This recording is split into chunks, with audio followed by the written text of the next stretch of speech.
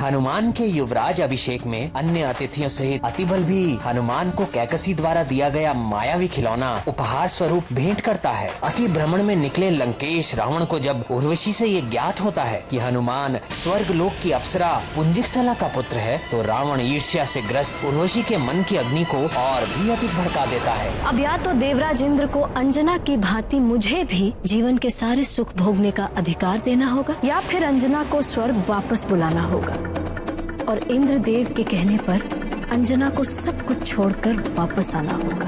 अब उर्वशी वही करेगी जो मैं चाहता। मैं छीन लूंगा उस वानर बालक हनुमान का सुरक्षा कवच। अब आगे। प्रिय, ईर्ष्या और द्वेष मनुष्य को राक्षस वृत्ति की ओर लेकर जाते हैं। ऐसा ही उर्वशी के साथ भी हो रहा था। द्वेष रहित मन सदैव कल्याण और भलाई की ओर अग्रसर होता है, किंतु द्वेष का आवरण पड़ते ही मन दूषित हो जाता है। वो राक्षस वृत्ति में पड़कर पाप कर्म कराने लगता है। उसकी उदारता नष्ट हो जाती है। इसीलिए अपने मन को सदैव नियंत्रण में रखना चाहिए। किंतु अंजना और हनुमान के साथ क्या हुआ? स्वर्ण को जितना तपाया जाए उतना ही अधिक शुद्ध होता है। सत्यभामा, जीवन में सभी को अनेकों परीक्षाओं से निकलना पड़ता है। हनुमान और देवी अंजना को भी जीवन की अनेक परीक्षाओं में उतरना ही पड़ेगा। प्रिय,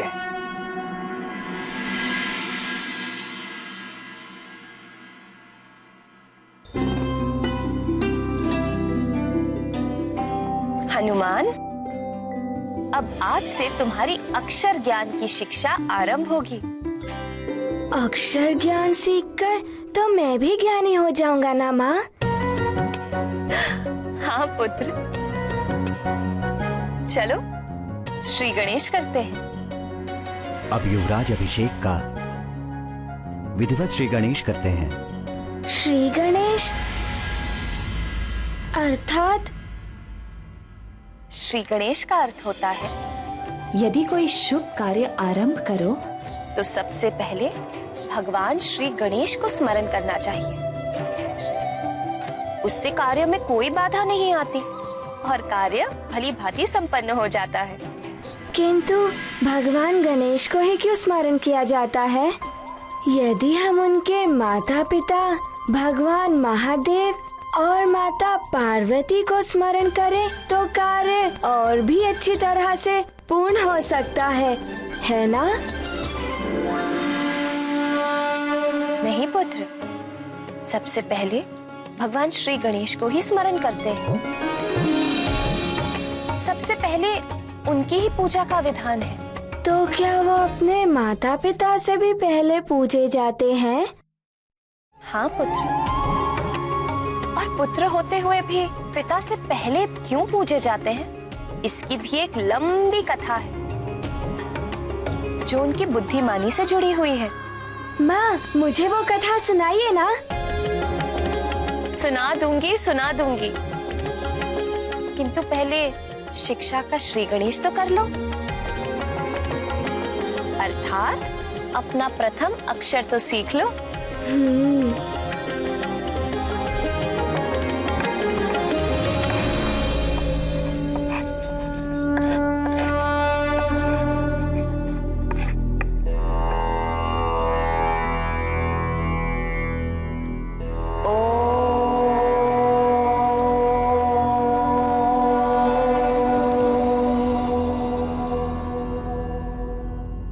ओम ही ब्रह्मनाद है, इसी से यह सारा संसार बना है।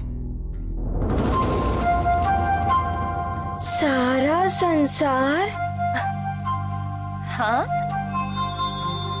अब तुम भी बोलो।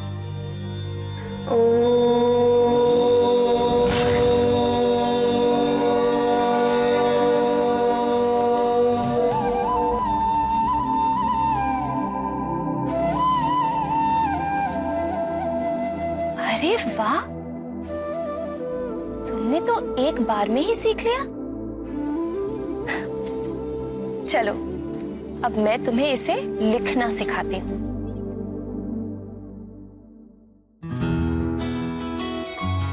ध्यान से देखो कैसे लिखते हैं। खड़िया को ऐसे घुमा के, फिर ऐसे, फिर ये, और फिर चंद्र बिंदु। ये देखो, ये हो गया ओम। ओम। तुम खड़िया लो।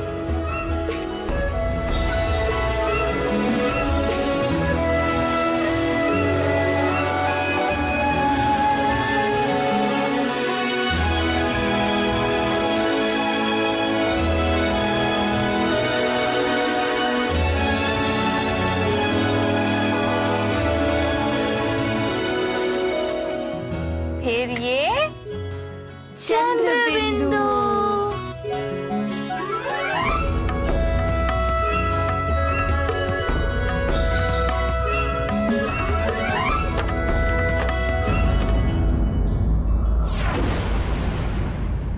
उर्वशी, क्या तुम बावली हो गई हो? कुछ भी कहे जा रही हो। मैं तो केवल आपको स्मरण करा रही हूँ देवराज कि आप अपनी एक अप्सरा को कैसे भूल गए। पुंजिक स्थला हो, मैं या अन्य कोई अप्सरा, हम सब के कार्य, कर्तव्य और अधिकार समान हैं। फिर पुंजिक स्थला को ये विशेष अधिकार क्यों मिले हुए हैं? आपको उसे मिले श्राप का स्मरण तो है ना देवराज?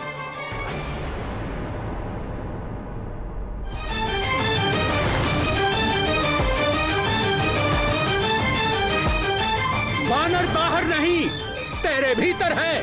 चाह तू भी वानरी हो जाएगी।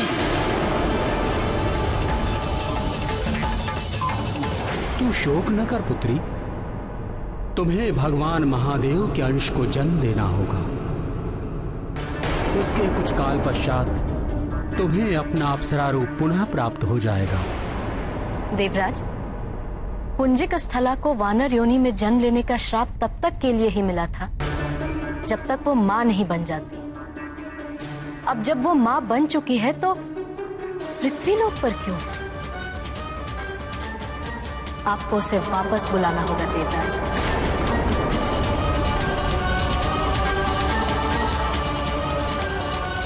और यदि आप उसे वापस नहीं बुलाते तो आप हम अप्सराओं को अप्सरा जीवन से मुक्ति दे दीजिए। हम भी मां बनना चाहती हैं, संपूर्णता में नारी जीवन जीना चाहती है।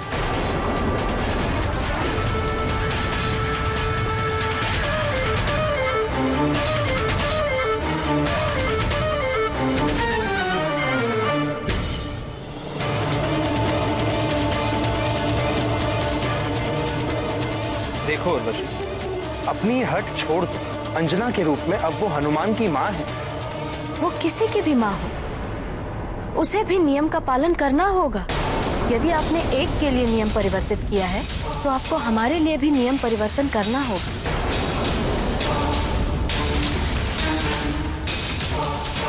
तुम्हें समस्या क्या है? क्या स्वर्ग के सारे सुख तुम्हारे लिए कम पड़ रहे हैं? नारी का सुख नारी जीवन की पूर्णता में ही होता है देवराज। या तो हमें आप उस जीवन को जीने के लिए स्वतंत्र करें या फिर पुंजिक स्थला को वापस बुलवाएं।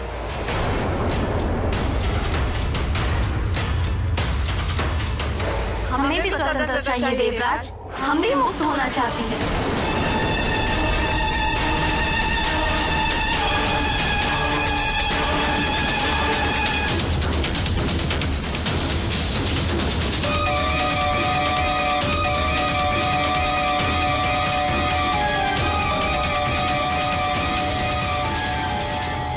ठीक है, हम पुंजिक स्थला को वापस बुलवाने की व्यवस्था करते हैं।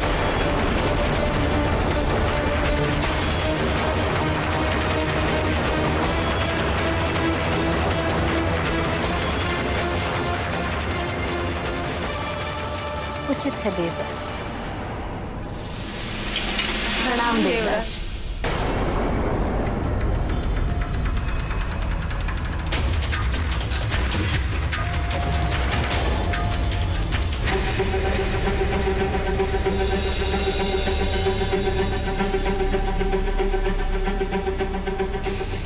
ये आप क्या कर रहे हैं स्वामी?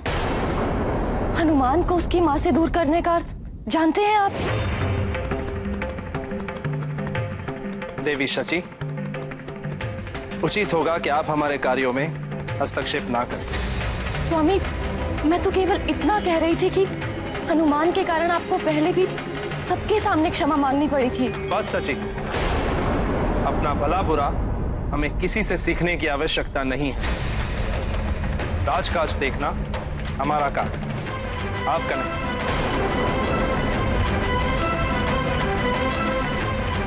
आप जा सकते हैं।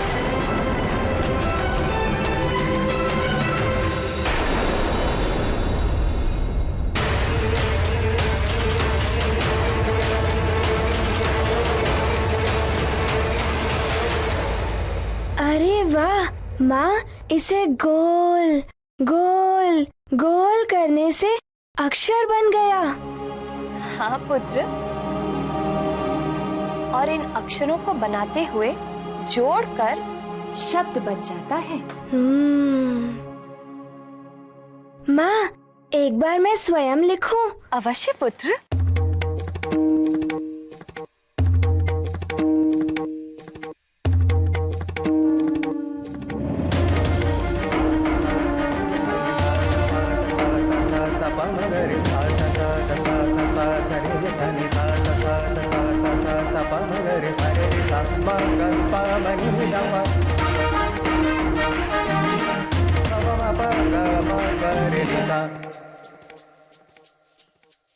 चंद्र बिंदु।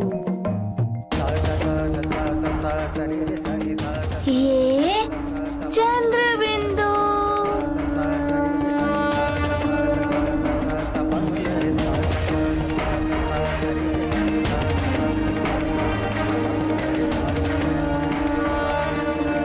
माँ, ये तो बहुत ही सरल है। ये तो सिर्फ आरंभ है पुत्र। आगे जाकर जब तुम अक्षर, मात्राएं और उन्हें कैसे जोड़ना है वो सब सीखोगे, तब तुम्हें ज्ञात होगा शिक्षा इतनी सरल नहीं, थोड़ी कठिन भी होती है। माँ, मैं सारी कठिनाई से पार पा सकता हूँ और मैं सारा अक्षर ज्ञान सीख लूँगा। बस आप मुझे गणेश जी की कथा सुनाइए। सुनाइए ना माँ, अब आप मुझे गणेश जी की कथा सुनाइए ना। अच्छा अच्छा, आज ओम तक ही अक्षर ज्ञान, और अब श्री गणेश जी का गुणगान।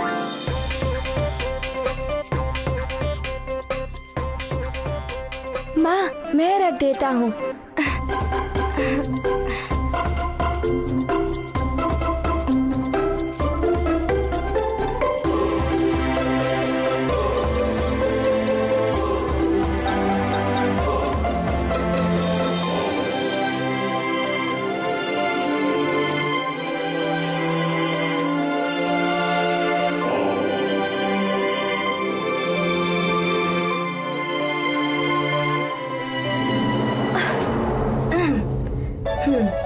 माँ, मुझे कथा सुनाइए ना कि गणेश जी अपने माता पिता से प्रथम पूजे कैसे हुए। सुनाइए ना माँ। प्रतिस्पर्धा ये है कि आप सब संसार की परिक्रमा लगाएंगे और जो सबसे पहले ये परिक्रमा पूर्ण कर लेगा वही सर्वप्रथम पूजा के योग्य माना जाएगा।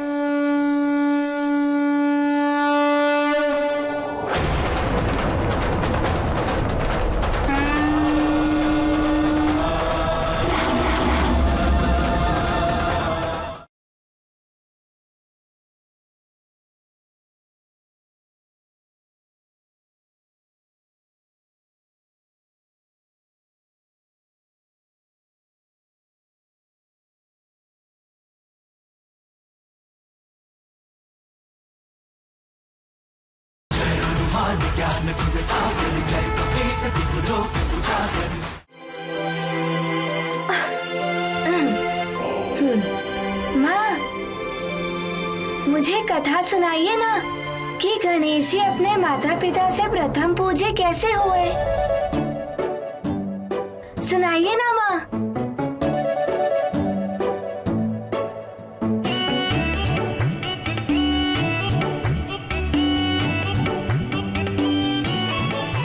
तो सुनो हनुमान, ये कथा बहुत समय पहले की। एक बार सभी देवताओं में ये विवाद उत्पन्न हो गया कि उनमें सर्वश्रेष्ठ देवता कौन है, और जो देवता सर्वश्रेष्ठ होगा उसी की हर पूजा, यज्ञ और शुभ कार्य में प्रथम पूजा की जाएगी। तो सभी अपनी जगह पर सर्वश्रेष्ठ थे और उनके इस विवाद के कारण संसार में पूजा और यज्ञ आदि सभी कार्य रुक गए थे। अब देवताओं का निर्णय कौन करे? तो निर्णय कराने के लिए सभी देवता शिव जी के पास कैलाश धाम पहुंच गए। वैसे तो आप सब देव अपने अपने स्थान पर श्रेष्ठ हैं, किंतु प्रथम पूजा उसी की होगी जो सर्वश्रेष्ठ होगा। तो क्यों ना ऐसा किया जाए कि सर्वश्रेष्ठ का चुनाव करने के लिए आप सब में कोई प्रतिस्पर्धा कराई जाए।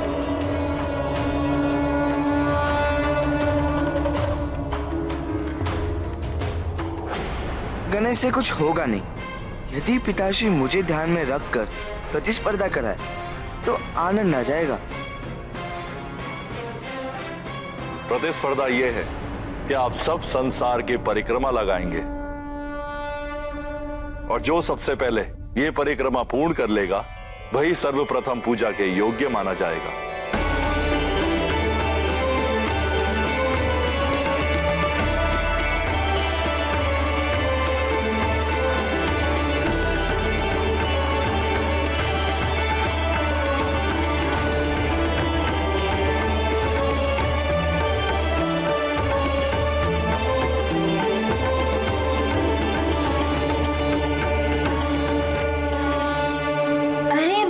प्रतिस्पर्धा, तब तो बड़ा ही आनंद आया होगा। कौन विजयी हुआ? क्या हुआ? गणेश जी ने क्या किया? बताइए ना माँ, बताइए ना। बताती हूँ। फिर सभी देवता अपने अपने वाहन पर सवार होकर प्रस्तुत हो गए प्रतिस्पर्धा के लिए। शिव जी के पुत्र कार्तिकेय मयूर के ऊपर, वरुण देव मगरमच्छ पर, भैंस के ऊपर कालदेव, मूषक के ऊपर गणेश जी और इंद्रदेव ऐरावत हाथी पर सवार होकर। ऐरावत, वो श्वेत हाथी, वो तो बड़ा ही सुंदर है। वो तो मेरा मित्र भी बन गया था। फिर क्या हुआ माँ, बताइए ना। फिर क्या? सभी देवता यही सोच रहे थे, मैं ही विजयी होऊंगा, मैं ही विजयी होऊंगा।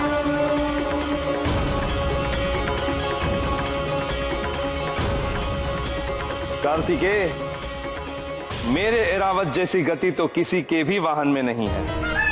ये तो प्रतिस्पर्धा के समय ज्ञात होगा देवराज।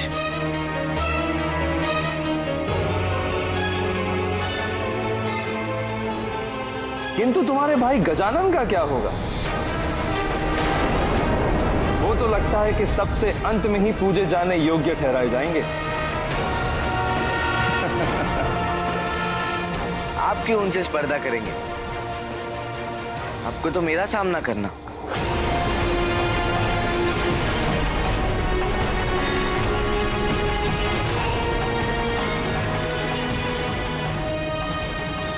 गणेश भैया, यदि आप कहें तो मैं आपका वाहन बनने को तैयार हूँ।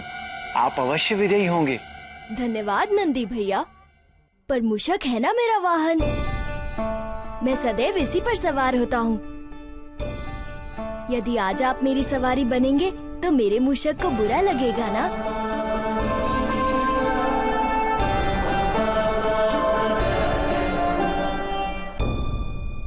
माँ, गणेश जी ने मोदक की भावना का ध्यान रखकर गणेश जी ने अच्छा तो किया, किंतु वे नंदी जी की बात मानते तो और अच्छा होता ना? नहीं पुत्र, गणपति जी ने सत्य कहा, वाहन नहीं बदलते और किसी की सहायता से स्पर्धा में विजय प्राप्त करना भी अनुचित है। ऐसी विजय का कोई अर्थ नहीं। फिर क्या हुआ माँ? हम सब तैयार हैं। नंदी, जो आज्ञा प्रभु।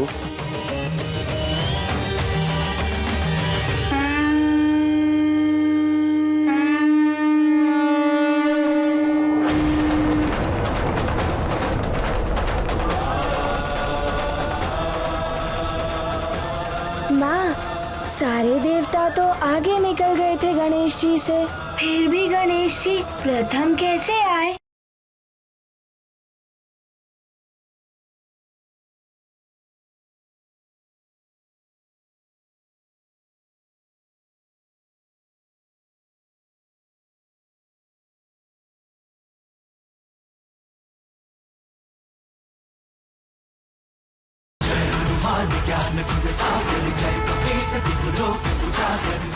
तो स्पर्धा आरंभ की जाए। हाँ महादेव। याद रहे, संसार की परिक्रमा लगानी है आप सभी को। जी पिताश्री। अवश्य महादेव। आप स्पर्धा आरंभ करने का संकेत दीजिए। हम सब तैयार हैं। नंदी, जो आज्ञा प्रभु।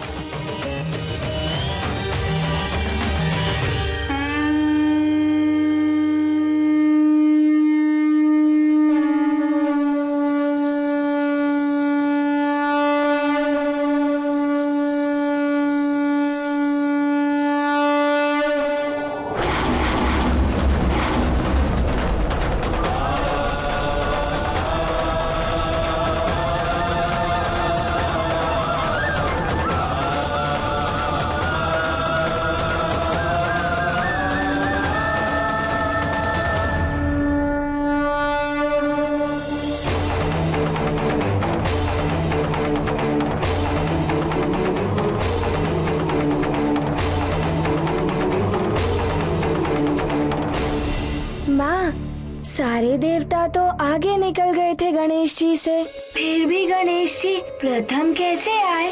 यही रहस्य तो नहीं समझ पाए अन्य देवता। रहस्य? इसमें कौन सा रहस्य है माँ? रहस्य ये है पुत्र कि वो स्पर्धा वाहन दौड़ की नहीं, अपितु बुद्धि की स्पर्धा थी।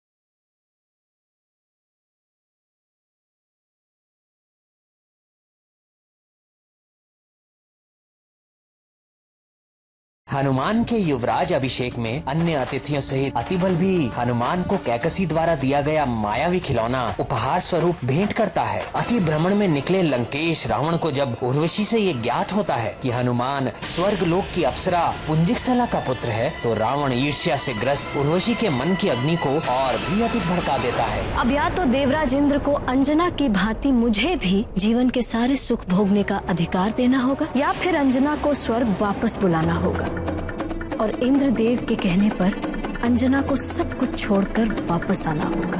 अब उर्वशी वही करेगी जो मैं चाहता हूँ। मैं छीन लूंगा उस वानर बालक हनुमान का सुरक्षा कवच। अब आगे प्रिय,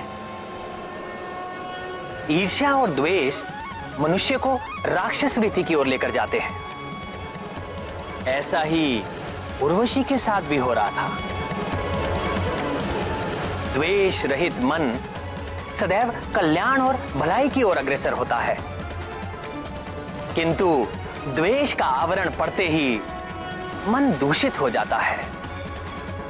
वो राक्षस वृत्ति में पड़कर पाप कर्म कराने लगता है। उसकी उदारता नष्ट हो जाती है। इसीलिए अपने मन को सदैव नियंत्रण में रखना चाहिए। किंतु अंजना और हनुमान के साथ क्या हुआ? स्वर्ण को जितना तपाया जाए उतना ही अधिक शुद्ध होता है।